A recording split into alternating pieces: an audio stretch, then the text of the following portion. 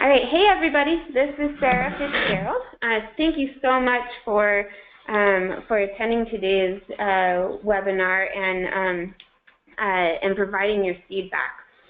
Just before we get started, I just want to take care of a few housekeeping little things. I've got you all muted for now, but questions are sure appreciated, and I'll open it up for discussion after we go through this presentation. It's pretty short, so I'm hoping that we'll have plenty of time for discussion this afternoon. Also, on your GoToMeeting, you can I'll be watching the chat window. So if you have a question right then, feel free to just type your message in the chat window of your GoToMeeting panel. All right. With that, let's just get going here. All right. So this is the same presentation that I presented at the Endow Council's October meeting, and that happened on October 5th and 6th. What this is just, it's a strategy for business development and innovation zones. So what we'll go through today is just a review of what are business development and innovation zones. I know a lot of us already know that, but just to refresh us, where are we starting from? We'll talk about some analogs from other states, and then I'll talk about the 3-zone type strategy that we came up with, which is meant to be really fit for purpose. That kind of grew out of those analogs from other states, but is uniquely Wyoming. And then we'll have a discussion about, or we'll have a discussion and get your input for everything. Before I go any further, just want to talk about a little bit about how this went over with the Endow Council and what we heard from them. So, like I said, I presented this at the October Endow Council meeting. This is a proposal. This is a draft proposal strategy, and it was generally received pretty well by the Endow Council. A lot of good sentiment around it, but it's not adopted yet. We're still refining that. We're still refining it, and your input is going to be one of the key pieces to that refinement and that revision. Also, before we go through the presentation, after this, I'm interested in knowing 3 things from you amongst your other input. But really, I'm interested in how does this strategy help you in your town, your city, your region, your county, and then what challenges do you foresee any challenges coming out of this? Out of this strategy, and then what are your suggestions as they relate to each of the 3 individual zone types that I'll present, or to the overall strategy as a whole. So just keep those in mind as we go through this presentation. All right, so I know that we all are somewhat familiar with business development and innovation zones by this point, but just as a great starting point is just to go back to the statute. What is required of business development and innovation zones? And they are defined geographic areas where permitting and other regulatory requirements will be met for industry located in that zone. And there are places where industries and businesses would benefit substantially as a result of being located in proximity to one another. But what we've kind of done here with this strategy is this fulfills that statute. It does that wonderfully, but it also goes a step further and builds upon that definition to really turn these business development and innovation zones into a tool for the Endow Council's overall kind of strategy. And that house on there is a graphic that describes the Endow Council strategy pretty well. What you see there is in the foundation, those are 4 of the building blocks for economic development. You've got workforce, infrastructure, quality of life, leadership, and public policy. And each one of those building blocks has a subcommittee within the Endow Council. They're working on identifying enablers and barriers and overcoming those barriers. And so that's what the House of Endow is kind of founded on, is that's its foundation. The top there is the Endow Council's overall goal, which of course is a diversified economy in Wyoming by 2038. And how Endow is going to get there is through focus industries, and that discussion around what are Endow's focus industries was started at the October meeting, and it continues. It's getting more and more fleshed out as they keep talking about it. But these business development and innovation zones are meant to then be a tool for implementing that overall strategy. So they're a tool for leveraging the enablers and overcoming the barriers that those subcommittees are working on in order to grow the focus industries in order to achieve that overall goal of a diversified economy by 2038. All right, and so in order to kind of just build an education, build a background around how are geographic zones used for economic diversification, we looked at examples from other states to see if there's anything that we could glean from successes that other states and places have had. We looked at several different states, and each one of those zones, we looked at geographic zones that are used for economic development. And each one of those zone types, each one of those programs kind of fit into one of these buckets, one of these boxes. They're technology transfer, enhancement, redevelopment, and development, sector-based regional partnerships, or specific purpose. And that specific purpose box deserves a little bit of explanation. It can be anything from some states put zones on their cities that border other states to make sure that businesses don't move across the border to another state, or they can be specifically purposed to leverage a certain industry or to help out a certain industry in some way. Very important here is that the business development and innovation zones, the three types that we developed, are not any one piece of any one type that we got from other analogs. They're meant to expand on these analogs to leverage Wyoming's unique advantages, and we're really creating fit for Wyoming solutions that are really unique to Wyoming. All right. Also, in looking into other states, what they have done, we found that there were common themes and kind of ingredients for success. So, experienced champions at all levels, really strong partnerships and collaborations amongst communities, amongst industries, amongst all of the stakeholders. And then clear milestones and really outcome-focused programs. And so we like to incorporate those into the strategy in some way. All right, so let's get into the meat and potatoes here. This is, again, a draft strategy that we have proposed to the Endow Council, and we will incorporate all of the input that you provide today and make revisions to that and go forward based on a revised version of this draft. So this is draft. We want your input. This is just a proposal at this point. But what we've come up with out of the work that we've done, looking at other states' successes, as well as what the Endow Council has learned so far in their meetings and from expertise in state agencies, including the Business Council, we've come up with 3 different zone types. So the first is regional opportunity areas, innovation centers, and industrial focus zones. We'll talk about regional opportunity areas first.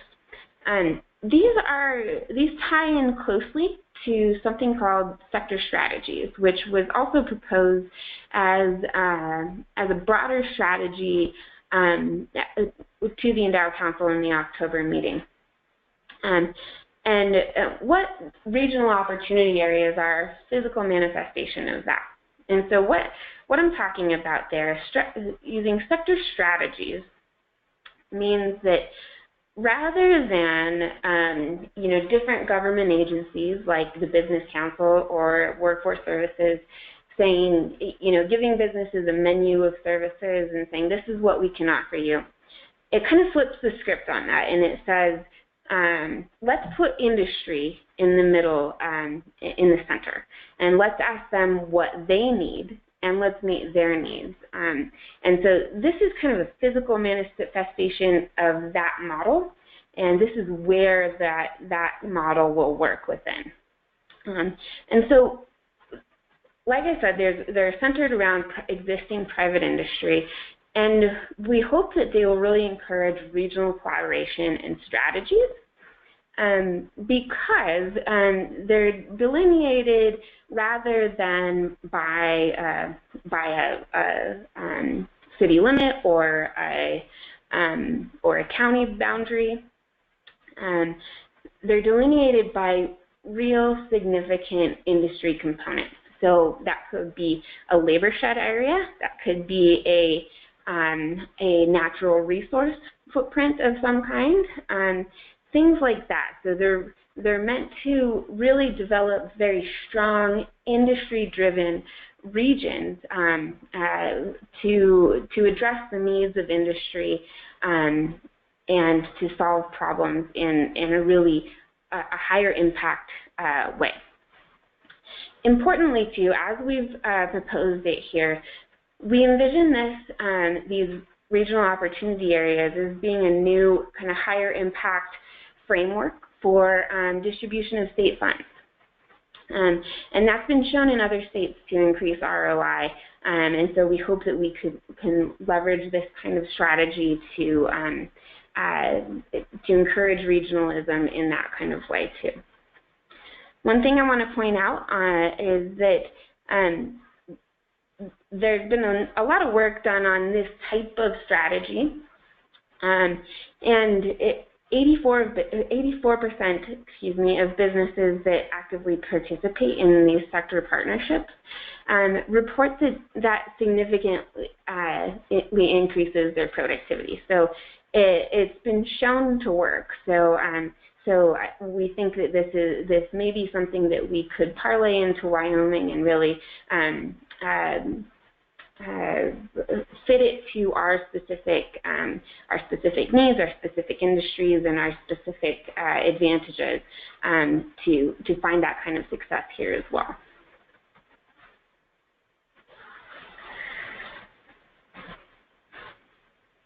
The next innovation center is, the next zone type are innovation centers.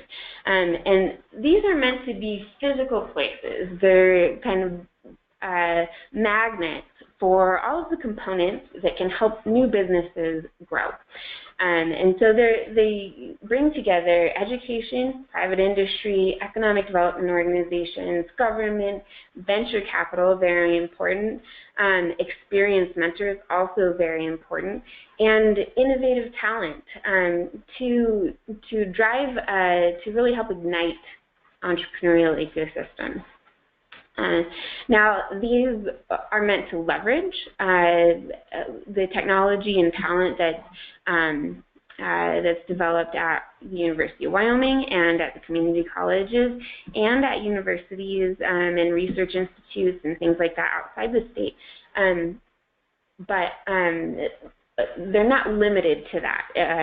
Startups that that don't rely on an educational institution should also be able to benefit from these types of centers. Like I kind of alluded to, these would be a place where homegrown businesses would be able to thrive, and also a place that's really attractive to startups from outside the state. The last zone type are industrial focus zones.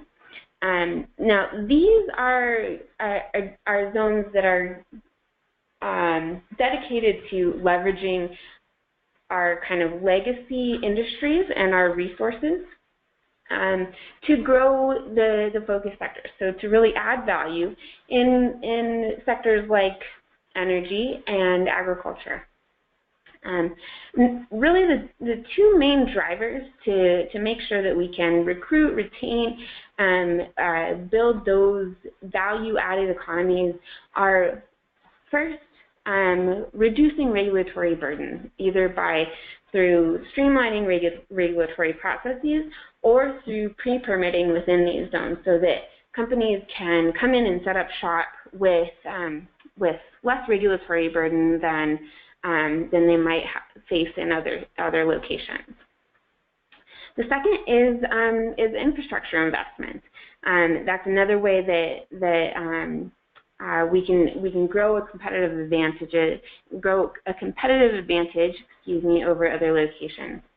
Because of that, in these really industrial kind of focused zones, they're probably going to be somewhat infrastructure and capital intensive. And so that means they may also be limited in number. They're also meant to be very connected with all the other zone types and with UW from the innovation centers and research and development that's being done in places like the School of Energy Resources and the Western Research Institute, as well as other research institutes inside and outside the state. Some analogs that you might have heard me talk about before are Alberta's industrial heartland. That really worked to develop the downstream supply chain within Alberta's oil and gas industry. The Fitzsimmons redevelopment is a medical campus in Aurora, Colorado, and Houston's energy corridor really worked on the upstream side of the oil and gas industry to develop that kind of upstream supply chain.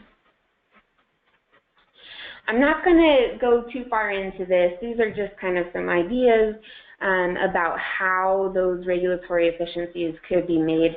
I'm not going to go really too far into this. This is pretty notional at this point. And then this is kind of how we see it geographically all coming together. Now, this is not meant to represent Wyoming's real geography in any way. This is just a notional representation of how these zones kind of fit together. So points I want to make here are regional opportunity areas, like I said, are defined by industry needs, industry components. So they may overlap. They're probably going to be kind of funny shapes, and they're going to follow real industry needs. And then industrial focus zones and innovation centers will all be within regional opportunity areas.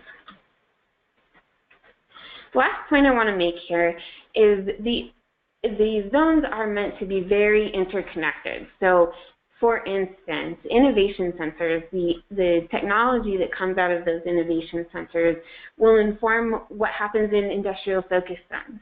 The focus that the existing business leaders have in a regional opportunity area will focus the type of work that's going on in the innovation centers and all kinds of different connections like that. In addition, all of the innovation centers should be talking to one another and learning from one another so that we can increase that connectivity throughout the state that's so important to us all. Here is kind of the timeline that we are working on. We presented this to the Endow Council on October 6th, and right now we're in the process of reaching out to stakeholders like you. The final Endow Council revisions will happen on December 12th through the 18th, and then we'll incorporate all of these, all of the great input that we're getting from all of you and other stakeholders into the strategy that we'll be submitting to the legislature and the governor in the Endow December report. After that, we will focus on refining this strategy much more and working toward a clear, application process. What does that look like? Clear criteria. Just refining this kind of notional strategy into a more concrete go-forward plan. All right. With that, I'm going to unmute everybody.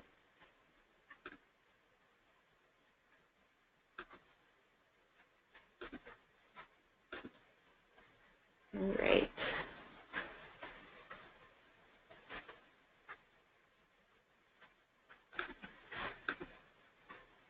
Hey, Sarah, it's Commissioner Christensen. I don't have anything to add. I think you did a nice job. I just wanted to make sure you were telling them the same thing as the Endow Council. Yep, I sure am. So no, I think that I think it was good. Good deal. All right, I'm trying to unmute you all. But okay, I think we're getting there. If you haven't entered your PIN, you won't be able to be unmuted. But let's just right into the questions.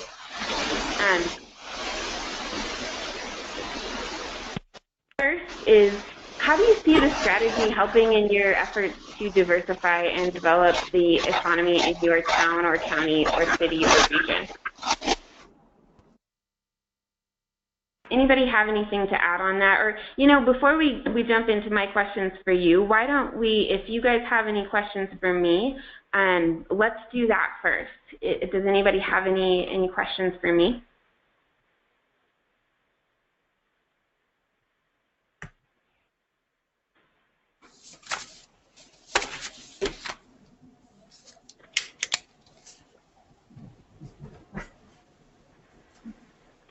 All right. Well, if not, let's jump back into that first question. Anybody see anything that'll be good coming out of this?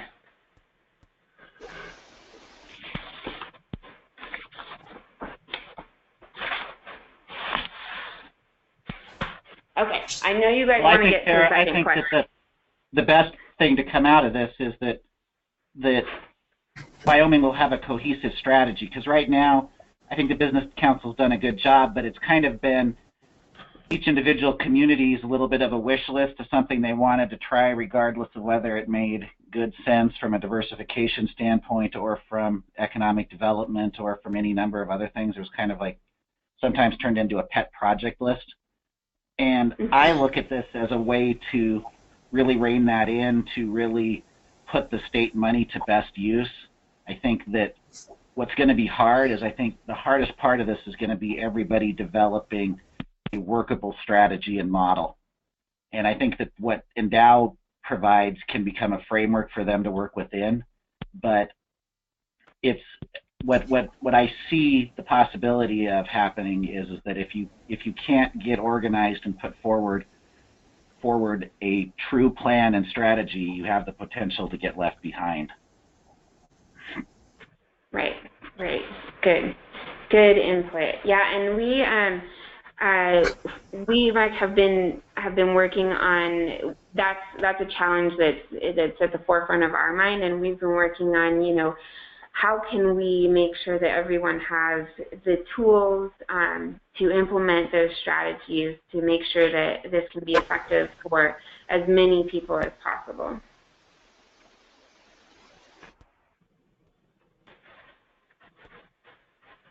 I'll be honest with you, I've never been on a commissioner phone call when there was not something by another commissioner to be said.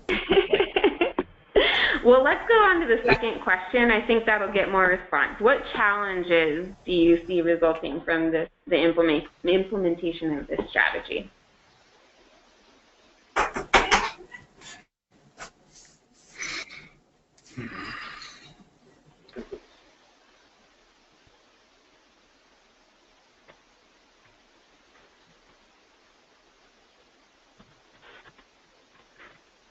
No challenges, huh? That's good news.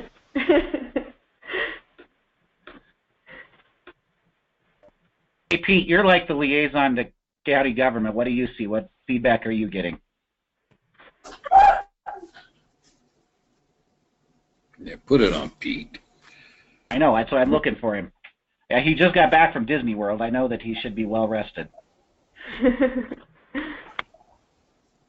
just got back from Disney. Pete, the guy I'm gonna meet with tomorrow morning, drink coffee. I'm gonna ask him about this shit. Ask him where he was. No, I guess what I can answer some of that, and hopefully it'll stimulate some suggestion, but like I think that one piece I talked about is going to be the ultimate challenge, and I think that really the other challenge is if you're a community and you're trying to figure out how you're going to diversify and what you're going to do and where you're going to go, it's a little bit of a how do you figure out how your community fits with what Endow's doing, and how do you make sure that complements it. And then I think that the other thing is at some point we're going to have to talk about there's not going to be winners and losers in this, but it doesn't make sense to duplicate efforts everywhere. And that's the thing no one wants to talk about, because we all come in representing our own individual community, rightfully so, but like that's going to be something that's different because everybody's going to have to look at this strategically and say, okay, yes, I'm here representing my community, but what is in the best interest of Wyoming as a whole? And you know what I mean? Like, as much as I would like to have like something that's like high tech around programming and technology in Gillette, Wyoming, it's just not the right logical location for it. And I think that's going to be hard. I think that that's been the problem we've had for a long time, is that everybody's competing for the same pot of money.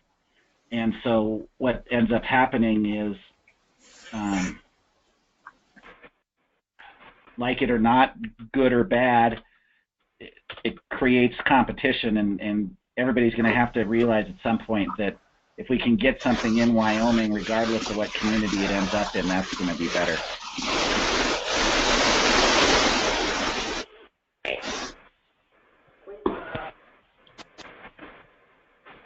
Good. Thank you, Mark. All right. So if we have any, if you have any more feedback, please feel free to respond to our survey. So we have set up this SurveyMonkey link, and that will go out to all of you after the call today or tomorrow. Expect that from Pete and Rick. And you can also reach out to me if you have any further questions or suggestions. I would really love to hear them. I'll be out next week for Thanksgiving, so but I will be checking my email and making sure that I get to questions during that week. But if there's a delay, please just excuse that next week over the holiday. We would like to get all of your feedback by December 1st so that we can bring this back to the Endow Council at their December meeting. So if you can try to get all of that feedback in by then, and then after that, we will be reaching out further to you in 2018 as this strategy kind of gets more and more refined. Thank you guys so much for participating in this, and I really look forward to further comments if you have any, and look forward to working with you as this progresses in the future.